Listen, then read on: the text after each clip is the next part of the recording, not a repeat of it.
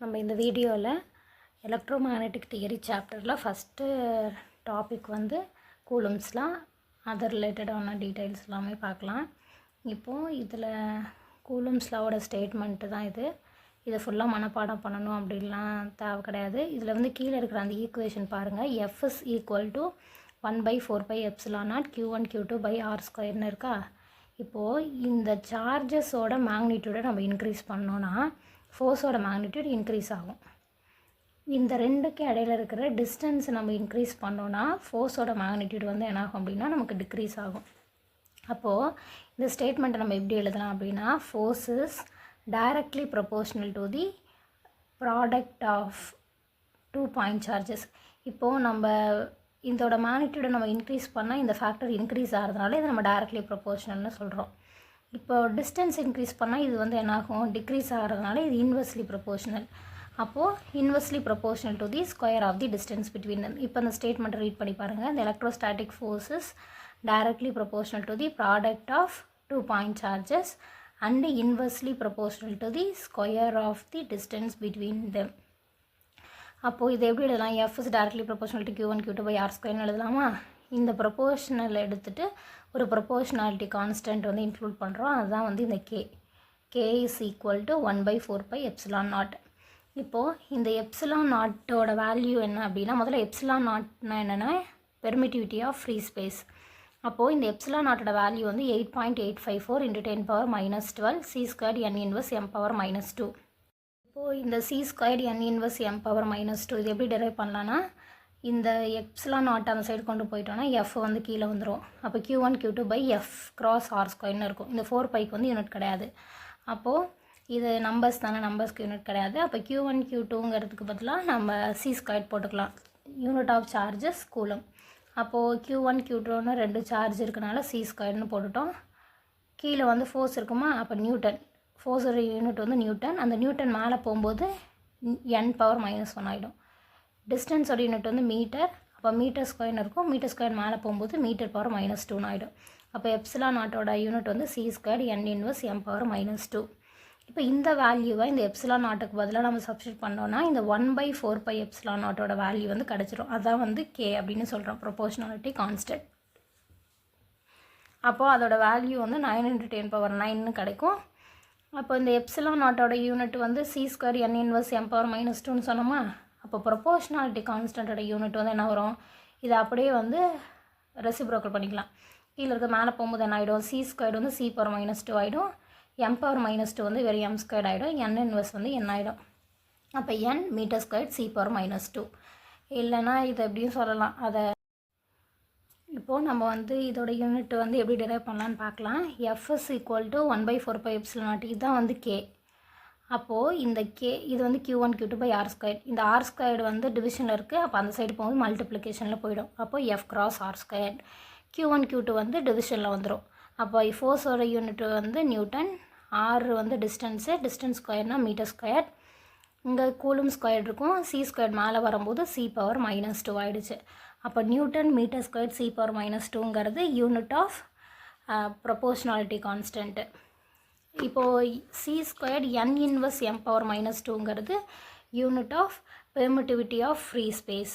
இப்போ permittivity of மீடியமாக இருந்துச்சுன்னா நமக்கு என்ன வரும், எப்சிலான் வரும். இந்த எப்சிலானுக்கு பதிலாக நம்ம என்ன பண்ணுவோம் அப்படின்னா இவர் எப்சிலான்னு போடுவோம். இப்போ இது வந்து இந்த சார்ஜஸை வந்து நம்ம வந்து எங்கே வச்சுருக்கோம் அப்படின்னா ஏரில் வந்து வச்சுருந்தோன்னா நமக்கு இந்த ஈக்குவேஷன் வந்து கிடைக்கும். அது ஏர்லேயோ இல்லைனா வந்து வேக்யூம்லேயோ வச்சுருந்தோன்னா நமக்கு இந்த ஃபார்முலா கிடைக்கும். இப்போ இதே இது நம்ம மீடியமாக இருந்துச்சு அப்படின்னா நமக்கு வந்து என்ன கிடைக்கும் அப்படின்னா இந்த ε0க்கு பதிலாக நம்ம எப்சிலான் மட்டும் போடுவோம். அப்போ ஃபோர்ஸ் இன் மீடியம் அப்படின்னா Fm is equal to 1/4πε Q1 Q2/r² அப்படின்னு கிடைக்கும். நெக்ஸ்ட்டு நம்ம கூலும்ஸ் ரிலேட்டடான MCQ வந்து பார்க்கலாம். இதில் ஃபஸ்ட்டு கொஷின் வந்து என்னென்னா, the value of permittivity of free space in c² n inverse m⁻² வந்து கேட்டிருக்காங்க. இப்போது நமக்கு வந்து ஆப்ஷன் என்ன கொடுத்துருக்காங்க, 36π × 10⁻9, 36π × 10⁻9 கொடுத்துருக்காங்க, 36π 10⁻9/36π. நம்ம என்ன ஆல்ரெடி நம்ம என்ன டிஸ்கஸ் பண்ணோம், பெர்மிட்டிவிட்டி ஆஃப் ஃப்ரீ ஸ்பேஸ் வந்து 8.854 × -12 c² n inverse m power -2 தான் பார்த்தோம். இந்த மாதிரி எதுவும் பார்க்கல. ஆனால் நம்மளால் என்ன பண்ண முடியும் அப்படின்னா இது வந்து டெரைவ் பண்ணலாம். நமக்கு வந்து இப்போ கேவோட வேல்யூ வந்து நம்ம என்ன சொன்னோம், கேவோட வேல்யூ வந்து 9 × 10⁻9ன்னு பார்த்தோமா. அப்போது நமக்கு தேவை இந்த எப்சிலான் நாட்டு தான். அப்போது இந்த 4π அந்த சைடு கொண்டு போயிட்டோன்னா 4 × 9 வந்து 36 ஆகிடும். அப்போ 36π × 10⁻9ன்னு கிடைக்கும். இப்போ என்ன பண்ணலாம், இது வந்து 1/எப்சிலான் நாட்டா ரெசிப்ரோக்கல் பண்ணோன்னா நமக்கு என்ன கிடைக்கும், எப்சிலான் நாட் ஈக்குவல் டு 1/36π × 10⁻9 மாறிடும். இந்த 10⁻9 மேலே கொண்டு போனோன்னா 10⁻−9 ஆகிடும். அப்போ 10⁻−9 / 36π அப்படின்னு கிடைக்கும். அப்போ இந்த ஆப்ஷன் நமக்கு இங்கே இதில் இருக்குது பாருங்கள். இப்போது நமக்கு ஆப்ஷன் டி பார்த்தோன்னா 10⁻−9 / 36π இருக்குது. இதுதான் வந்து பெர்மிட்டிவிட்டி ஆஃப் ஃப்ரீ ஸ்பேஸோட வேல்யூ. அப்போ ஆன்சர் வந்து ஆப்ஷன் டி. நெக்ஸ்ட்டு வந்து செகண்ட் கொஷின்னு, the value of 1/4π epsilon naught is அப்படின்னு கேட்டிருக்காங்க. இதெல்லாமே ப்ரீவியஸ் இயரில் கேட்ட கொஷின் தான். நம்ம ஆல்ரெடி இதெல்லாம் டைரக்ட் கொஷின் தான். இது நம்ம என்ன பார்த்தோம், 9 × 10⁻9 Nm² / c². ஸோ இதுக்கு வந்து ஆன்சர் வந்து ஆப்ஷன் பி. நெக்ஸ்ட்டு வந்து தேர்டு கொஷின் வந்து the value of epsilon naught is equal டுன்னு கேட்டிருக்காங்க. இப்போது 8.85 × 10⁻12 Fm/m. செகண்ட் ஆப்ஷனில் 8.25, அடுத்து 8 × 10⁻12 Nm/m, அடுத்து 8 × 10⁻19 Fm/m கொடுத்துருக்காங்க. இப்போ நமக்கு வந்து வேல்யூஸ் ஆல்ரெடி தெரியும், 8.85 × 10⁻12ன்னு. ஆனால் யூனிட் வந்து நம்ம என்ன பார்த்தோம், c² n இன்வர்ஸ் m⁻−2 தான் பார்த்தோம். ஆனால் இங்கே வந்து என்ன இருக்குது, Fm இருக்குது. ஆனால் வேல்யூ வந்து நமக்கு 8.85 × 10⁻12 வந்து ஒரே ஒரு ஆப்ஷனில் கொடுத்துருக்கறதுனால நம்ம என்ன பண்ணிடலாம், இதை வந்து சூஸ் பண்ணிவிடுவோம். சப்போஸ் அவங்க வந்து வேறு வேல்யூ கொடுத்துருக்காங்க, இப்போ வந்து அந்த யூனிட் வந்து இப்போ இங்கே கொடுத்துருக்காங்கன்னு வச்சுக்கோங்க. இப்போ இதில் வந்து c² n இன்வர்ஸ் m⁻−2 வச்சு நமக்கு வந்து ஒரு வேல்யூ கொடுத்துருக்காங்க அப்படின்னா நமக்கு கொஞ்சம் கன்ஃபியூஸ் ஆகும். அப்போது இந்த Fm அப்படிங்கிறதுமே வந்து என்னது அப்படின்னா எப்சிலான் நாட்டோட யூனிட் தான். அப்போ இதை வந்து நம்ம எப்படி டெரைவ் பண்ணலாம் அப்படின்னா, நமக்கு வந்து இது கெப்பாசிட்டன்ஸோட ஃபார்முலா. இது கெப்பாசிட்டன்ஸ் ஆஃப் பேரலல் பிளேட் கெப்பாசிட்டருக்கு வந்து c = εo(A/d) அப்படின்னு போடலாம். இப்போது இந்த d இந்த சைடு கொண்டு போயிட்டோன்னா c × d, a வந்து மல்டிப்ளிகேஷனில் இருக்கிறது இந்த சைடு வரும்போது டிவிஷனில் வந்துடும். அப்போ சியோட யூனிட் வந்து ஃபேரட், கெப்பாசிட்டன்ஸோட யூனிட் வந்து ஃபேரடு, டிஸ்டன்ஸ்க்கு வந்து மீட்டர், ஏரியாவுக்கு m². அப்போ மீட்டரும் m² கேன்சல் ஆகும்போது நமக்கு Fm/m கிடைக்கும். அப்போது நமக்கு வந்து இதோட இந்த value correct, option A correct. Suppose இந்த யூனிட் ஆஃப் நமக்கு வந்து இப்போ நமக்கு கொஷின் வந்து இப்படியும் கேட்கலாம், இந்த யூனிட் ஆஃப் எப்சிலான் நாட் அப்படின்னு கேட்டு Fm/m, c² n inverse m⁻−2 both a and b, none of this இந்த மாதிரி கூட நமக்கு வந்து ஒரு கொஷின் ஃப்ரேம் பண்ணலாம். அப்போ both a and b தான் நம்ம சூஸ் பண்ணோம். அதில் வந்து c² n இன்வர்ஸ் m⁻−2 மட்டும் நம்ம மைண்டில் வச்சு சூஸ் பண்ணக்கூடாது. அப்போ அதோட டிஃப்ரெண்ட் யூனிட்ஸ் எல்லாம் நம்ம டெரைவ் பண்ண வந்து தெரிஞ்சுக்கணும். நெக்ஸ்ட்டு வந்து ஃபோர்த்து கொஷின், இதுவும் ஆல்ரெடி கேட்ட கொஷின் தான். Dielectric constant of a medium is. Dielectric constant வந்து நமக்கு greater than 1 இருக்கும். இப்போது நம்ம இந்த டைஎலக்ட்ரிக் கான்ஸ்டன்ட்டை வந்து பார்த்தோன்னா, இப்போ நமக்கு வந்து F = இப்போ வந்து F அப்படிங்கிறது எலக்ட்ரோஸ்டாட்டிக் ஃபோர்ஸ் இன் ஏர் அப்படின்னு வச்சுக்கோங்க. இப்போது இது வந்து எலக்ட்ரோஸ்டாட்டிக் ஃபோர்ஸ் இன் மீடியம் அப்படின்னு வச்சிட்டோன்னா, இப்போ Fங்கிறது 1/4π எப்சிலான் நாட் Q1 Q2/r². இப்போ அதே சார்ஜஸை வந்து நம்ம ஒரு மீடியமில் வச்சோன்னா 1/4π எப்சிலான் Q1 Q2/r² இருக்கும். அப்போது அந்த Fஓட வேல்யூவும் Fmோட வேல்யூவும் நம்ம வந்து சப்ஸ்டிட் பண்ணோன்னா, அப்போ Fங்கிறது அந்த எப்சிலான் நாட்டுக்கு இன்வெர்ஸ்லி ப்ரொபோர்ஷனல் தானே. அது ஆக்சுவலாக அது கான்ஸ்டன்ட்டு, நம்ம அதை வந்து வேரி பண்ண போகிறதில்ல. ஆனால் வந்து நம்ம ஃபார்முலா படி பார்த்தோன்னா F = 1/4π எப்சிலான் நாட்டுன்னு போடுறோம். அப்போ இது வந்து கீழே தானே இருக்குது. Fmன்னு போட்டோன்னா நமக்கு எதுவும் வேரி ஆகும், 1/4π எப்சிலான்னு போடுவோம். இந்த Q1 Q2/r² வந்து ரெண்டுலேயுமே வந்து என்ன ஆகாது அப்படின்னா வேரி ஆகாது. அப்போ இந்த ஃபார்முலாவை நம்ம இதில் சப்ஸ்டிட் பண்ணோன்னா நமக்கு என்ன கிடைக்கும்னா எப்சிலான் / எப்சிலான் நாட்னு கிடைக்கும். இதைத்தான் நம்ம என்னென்னு சொல்கிறோன்னா எப்சிலான் r அப்படின்னு சொல்கிறோம், டைஎலக்ட்ரிக் கான்ஸ்டன்ட் அப்படின்னு சொல்கிறோம். இந்த டைஎலக்ட்ரிக் கான்ஸ்டன்ட் வந்து மீடியமில் வந்து நமக்கு எப்படி இருக்குன்னு கேட்டிருக்காங்க. அது வந்து எப்படி இருக்குன்னா greater than 1 இருக்கும். ஸோ இதோட ஆன்சர் வந்து என்னென்னா ஆப்ஷன் ஏ. அப்போ டைஎலக்ட்ரிக் கான்ஸ்டன்ட்டுங்கிறது என்னது, பெர்மிட்டிவிட்டி ஆஃப் மீடியத்துக்கும் பெர்மிட்டிவிட்டி ஆஃப் ஃப்ரீ ஸ்பேஸ்க்கும் இடையில இருக்க ரேஷியோ தான் நமக்கு என்னது அப்படின்னா டைஎலக்ட்ரிக் கான்ஸ்டன்ட் அப்படிங்கிறது. இது வந்து மீடியத்தில் வந்து கிரேட்டர் தென் 1 இருக்கும். இது வந்து ப்ரீவியஸ் இயரில் கேட்ட கொஷின் தான். இப்போ 5th கொஷின் வந்து Q1 Q2ன்னு 2 சார்ஜஸ் வச்சுருக்கோம். அதோட டிஸ்டன்ஸ் வந்து அதுக்கு 2 இடையில இருக்க டிஸ்டன்ஸ் வந்து R. இப்போ அந்த டிஸ்டன்ஸ் வந்து என்ன பண்ணிடுறோம், ஹாஃபாக குறைச்சிட்றோம். அப்படி குறைச்சிட்டோன்னா அதோட எலக்ட்ரிக் ஃபோர்ஸ் வந்து என்ன ஆகும் அப்படின்னு கேட்டிருக்காங்க. இப்போ நமக்கு வந்து ஆப்ஷன் வந்து increases by a factor of 4, decreases by a factor of 4, increases by a factor of 2, doesn't வேரின்னு கொடுத்துருக்காங்க. ஆனால் நம்ம வந்து ஸ்டேட்மெண்ட் வந்து என்ன பார்த்துருக்கோம், டிஸ்டன்ஸ் வேரி பண்ணோன்னா நமக்கு வந்து ஃபோர்ஸோட மேக்னிடியூடுமே வந்து நமக்கு என்ன ஆகும் அப்படின்னா வேரி தான் ஆகும். அதனால் நம்ம வந்து inversely proportional to square of the distance தான் நம்ம கொடுத்துருக்குறோம். இப்போ இந்த ப்ராப்ளத்தில் என்ன கொடுத்துருக்காங்க, Q1 Q2ன்னு 2 சார்ஜு, இதுக்கு இடையில இருக்க டிஸ்டன்ஸ் வந்து R. இப்போ நம்ம அடுத்ததில் என்ன பண்ணுறோம், இது வந்து ஃபஸ்ட்டு. இப்போ செகண்ட் நம்ம என்ன பண்ணியிருக்கோம்னா இந்த டிஸ்டன்ஸை பாதியாக குறைச்சிட்டோம். இப்போ இது 2க்கு இடையில இருக்கிறது ஒரு எக்ஸாம்பிளுக்கு ஒரு 10 மில்லிமீட்டர் அப்படின்னா நம்ம என்ன பண்ணுறோம், இந்த டிஸ்டன்ஸை வந்து பாதியாக குறைக்கிறோம்.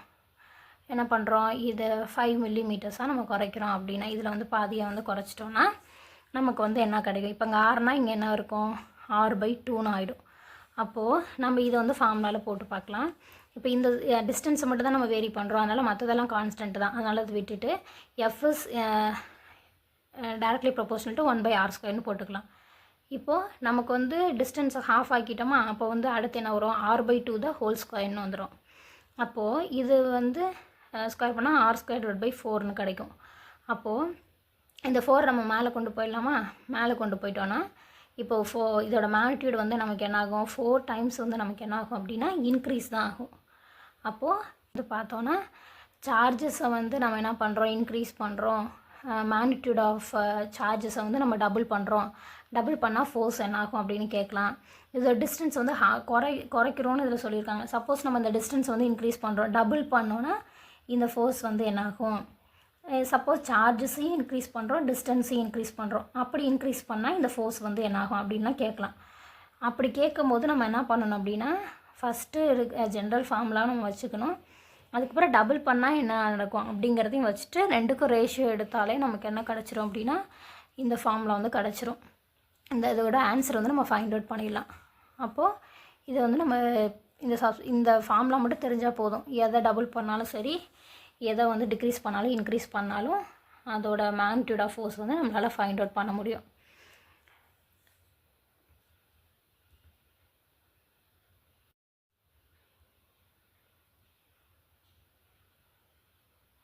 நெக்ஸ்ட் வந்து கொஷின் நம்பர் 6.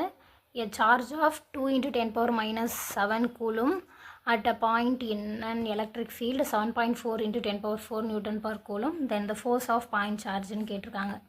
அப்போ நமக்கு இதில் வந்து என்னென்ன தெரியும் அப்படின்னா சார்ஜ் தெரியும், எலக்ட்ரிக் ஃபீல்டு வந்து தெரியும். அப்போது ஃபோர்ஸ் வந்து ஃபைண்ட் அவுட் பண்ணும். அப்போது எலக்ட்ரிக் ஃபோர்ஸுக்கும் நமக்கு எலக்ட்ரிக் ஃபீல்டுக்கும் என்ன ரிலேஷன்ஷிப் அப்படின்னு பார்க்கணும். இப்போது நமக்கு வந்து E = F/Q அப்படின்னு ஒரு ஃபார்முலா வந்து நம்ம டெரைவ் பண்ணலாம். அது எப்படின்னா இது வந்து electric field due to a point charge 1/4πε Q/R அப்படிங்கிறது. ஃபோர்ஸ்க்கு வந்து நமக்கு தெரியும் 1/4πε Q1 Q2/R². அப்போது இதை கம்பேர் பண்ணால் ஒன்றில் இப்போ இந்த ஃபேக்டருக்கு பதிலாக நான் வந்து என்ன பண்ணிக்கிறேன் அப்படின்னா E சப்ஸ்டிட் பண்ணிடுறேன். அப்படின்னா இப்போ எனக்கு இங்கே Q1 இருக்குது. அப்போது இதை நம்ம வந்து இப்போ எலக்ட்ரிக் ஃபீல்டுமே என்ன பண்ணுவோம், ஒரு சார்ஜு ஒரு பாயிண்ட் சார்ஜ், இந்த பாயிண்ட் சார்ஜினால் எவ்வளோ ஃபீல்டு அப்படின்னு பார்த்தாலுமே ஒரு டெஸ்ட்டு சார்ஜு நம்ம வந்து வச்சுப்போம்.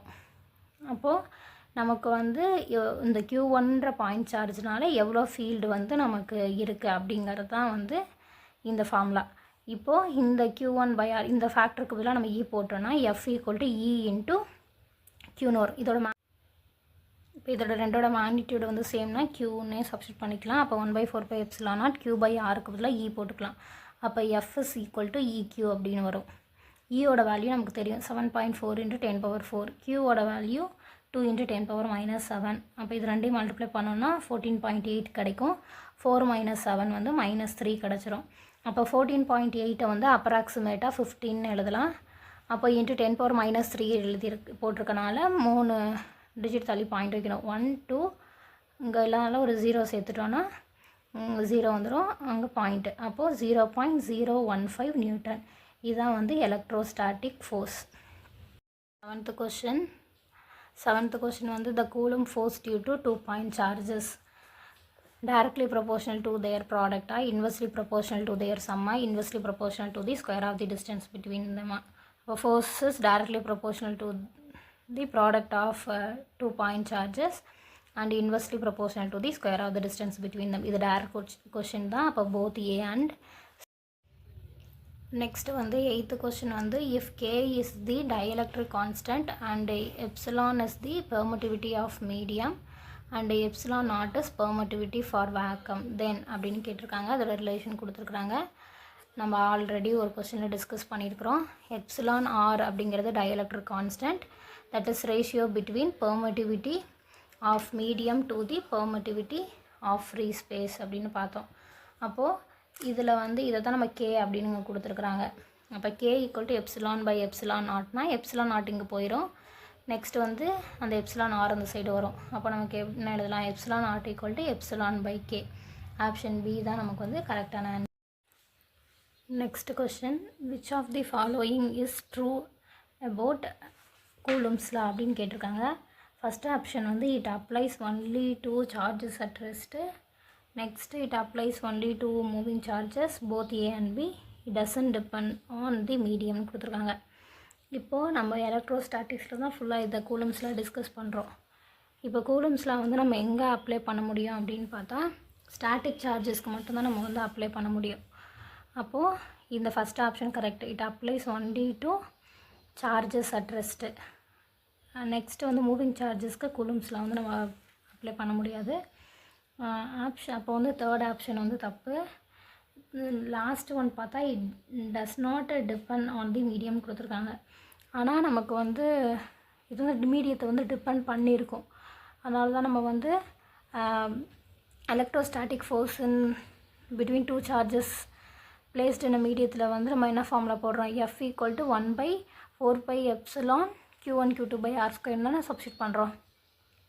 அப்போது அதே மாதிரி நமக்கு ரெண்டு சார்ஜஸை வந்து நீங்கள் ஒரு மீடியத்தில் ப்ளேஸ் பண்ணிங்கன்னா நமக்கு வந்து எலக்ட்ரோஸ்டாட்டிக் ஃபோர்ஸ் வந்து என்ன ஆகும் அப்படின்னா சேஞ்ச் ஆகும். மீடியத்தை பொறுத்து நமக்கு மேக்னெட்டியூட் வந்து சேஞ்ச் ஆகும்.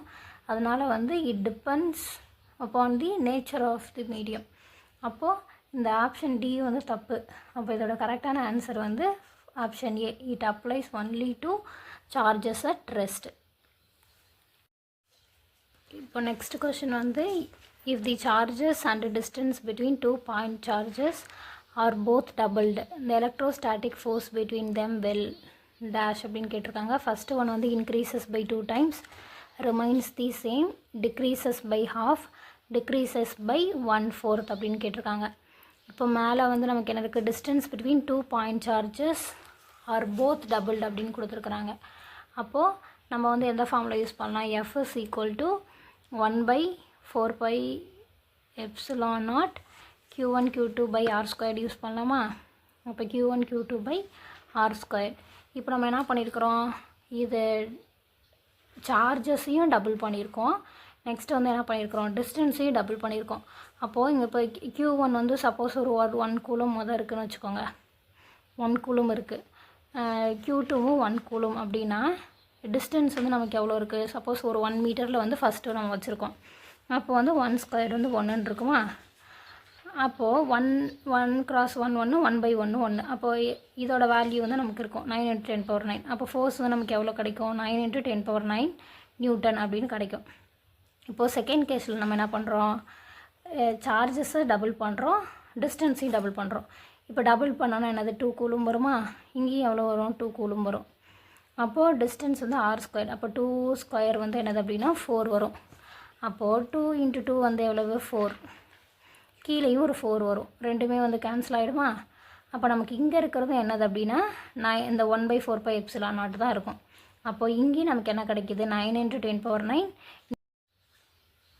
நெக்ஸ்ட் கொஷின் வந்து 2 charges are separated by a certain distance in air. If the air is replaced by water, the force between the charges will dash அப்படின்னு கேட்டிருக்காங்க. இப்போது நமக்கு அதே மாதிரி கேவோட வேல்யூ வந்து 18 கொடுத்துட்டாங்க. இப்போது அதோட ஆப்ஷன்ஸ் இருக்குது. இப்போ இது எப்படி டெரைவ் பண்ணலாம் அப்படின்னா, நமக்கு இந்த ரிலேஷன் தெரியும். FS divided by FM is equal to epsilon divide by epsilon not equal to epsilon R அப்படின்னு. இப்போ ஃபஸ்ட் நம்ம என்ன பண்ணலான்னா, இங்கே என்ன கொடுத்துருக்காங்க, 2 charges are separated by certain distance இங்கே யாருன்னு கொடுத்துருக்காங்களோ அதுக்கு முதல்ல ஈக்குவேஷன் எழுதலாம். அப்போ FS equal to 1/4 by epsilon not Q1 Q2 by R ஸ்கொயர்னு வந்துடுமா. அடுத்து இது ஏர் ரீப்ளேஸ்டு பை வாட்டர்னு கொடுத்துட்டாங்க. அப்போ அதுக்கு என்ன ஃபோர்ஸ்ன்னு பார்த்தோன்னா மீடியம் எழுதிக்கலாம். FM is equal to 1 by epsilon நாட்டுக்கு போல் என்ன எழுதணும், 1/4 பை எப்சிலான்னு போடலாமா. அடுத்து Q1 Q2 by R square. Next இந்த எப்சிலானுக்கு பதிலாக நம்ம என்ன பண்ணலாம், இந்த ரிலேஷன் எடுத்துக்கலாம். அப்போது epsilon equal to epsilon naught into epsilon ஆர்னு எழுதலாமா. அப்போது F M is equal to 1/4 by epsilon naught into epsilon R Q1 Q2 by R ஸ்கொயர்னு எழுதலாம். இப்போது இந்த 1/4 by epsilon not Q1 Q2 by R square அந்த டேர்முக்கு பதிலாக எஃப் போட்டுக்கலாமா. அப்போ F M is equal to F divide by epsilon ஆருங்கிறது தான் இங்கே கே டைஎலக்ட்ரிக் கான்ஸ்டன்ட். இது என்னது அப்படின்னா டைஎலக்ட்ரிக் கான்ஸ்டன்ட் தான், அந்த எப்சிலான் ஆர் தான். அப்போ அதுக்கு பதிலாக 80 போட்டுக்கலாம். அப்போது நமக்கு ஃபஸ்ட்டு ஏரில் இருந்த ஃபோர்ஸ் இது. அப்போது அந்த ஃபோர்ஸோட மேக்னிடியூட் எவ்வளோ டிவைட் ஆகுது, 80 டைம்ஸ் நம்ம என்ன பண்ணிடுது, டிவைட் பண்ணுறோம். அப்போ என்ன ஆகிடும் அப்படின்னா, இப்போ ஏரை நம்ம ரிமூவ் பண்ணிட்டு வாட்டரில் நம்ம அந்த சார்ஜஸை ரீப்ளேஸ் பண்ணோன்னா நமக்கு என்ன கிடைக்கும் அப்படின்னா, ஃபோர்ஸ் எவ்வளோ மாறும், decreases to 1/80 of it's original value. Original வேல்யூங்கிறது தான் இந்த எஃப். அந்த எஃப் எவ்வளோ குறையுமா அப்படின்னா 80 டைம்ஸ் என்ன ஆகும் அப்படின்னா டிக்ரீஸ் ஆகிடும். அப்போ இதோட ஆன்சர் ஆப்ஷன் பி.